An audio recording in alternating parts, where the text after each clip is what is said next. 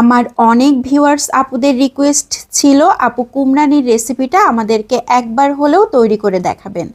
তো আজকে কুমড়ানি তৈরি করার জন্য আমি অল্প একটু মিষ্টি কুমড়া নিয়ে নিয়েছি। মিষ্টি কুমড়ার খোসাটাকে ছাড়িয়ে নিয়েছি, এখন পাতলা পাতলা করে কেটে নিচ্ছি।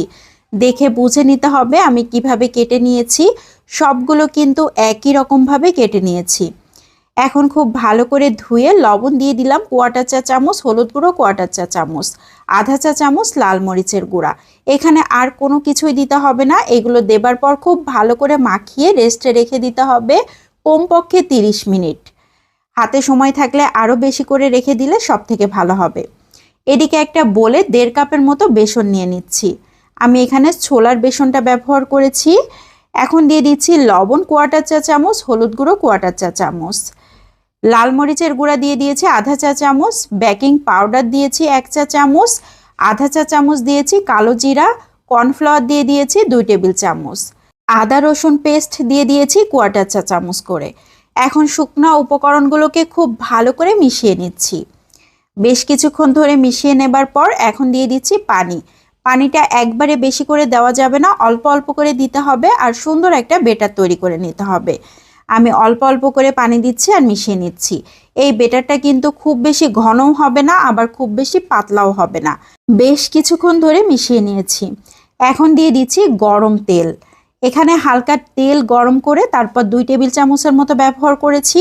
এই তেলটা দিলে যখন ভাজা হবে তখন কিন্তু তেল চুপচুপে হবে না আর খুবই সুন্দর মুচমুচে হবে। 2 ফুটার মতো অরেঞ্জ ফুড কালার ব্যবহার করলাম। এটা একদমই অপশনাল, পছন্দ হলে দিবেন, না হলে স্কিপ করতে পারেন। কালারের জন্য কিন্তু টেস্টের কোনোই চেঞ্জ হবে না। আর বেসনটা মাখিয়েও কিন্তু আধা ঘন্টার মতো রেস্টে রেখে দিলে সব থেকে ভালো হবে। তেল গরম করতে দিয়েছিলাম, তেলটা গরম হয়ে গিয়েছে। এখন তেলের মধ্যে একে একে ছেড়ে দিচ্ছি। দেবার সাথে সাথেই ফুলে ফুলে দ্বিগুণ হয়ে যাচ্ছে। কত সুন্দরভাবে কোট করেছে দেখেন। বেসনটা সুন্দরভাবে কোট করার জন্য কিন্তু বেসনটা মাখিয়ে যদি বেশিক্ষণ রেখে দেওয়া হয় তাহলে সব থেকে ভালো হয়। আমার হাতে খুব বেশি সময় ছিল না, এজন্য আমি 10 মিনিটের মতো রেখেছিলাম। আর বেসনের বেটারটা খুবই পারফেক্টভাবে যদি তৈরি করা যায় তাহলে এই কুমড়ানিগুলো অসাধারণ টেস্টি হয়। আর এই বেসন দিয়ে কিন্তু বেগুনেও ভাজা যাবে। আমি একই বেসন দিয়ে বেগুনেও ভেজেছিলাম, অনেক টেস্টি হয়েছিল একই রকম।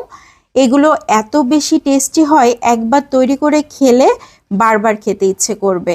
আমি তো একবার আমার বাসার সবাইকে খাওয়ানোর পর এখন প্রতিদিন আমাকে তৈরি করা লাগছে, এত বেশি মজার। তো আমি একটা ভেঙে শেয়ার করছি ভেতরটা কেমন হয়েছে দেখেন। বাইরের আবরণ কতটা মুচমুচে আর ভেতরটা একদম জুসি। খেতে কিন্তু মাশাল্লাহ অনেক মজার। যারা তৈরি করে খাননি তারা একবার হলেও তৈরি করে খেতে পারেন, অসাধারণ টেস্টি হয়। তো আজকের এই কুমড়ানির রেসিপিটা কেমন লাগলো সবাই লাইক ও কমেন্টের মাধ্যমে অবশ্যই জানাবেন। ভালো লাগলে বেশি বেশি করে শেয়ার করে দিতে পারেন, অনেকেই দেখার সুযোগ পাবে। বিদায় নিয়ে নিচ্ছি, আসসালামু আলাইকুম।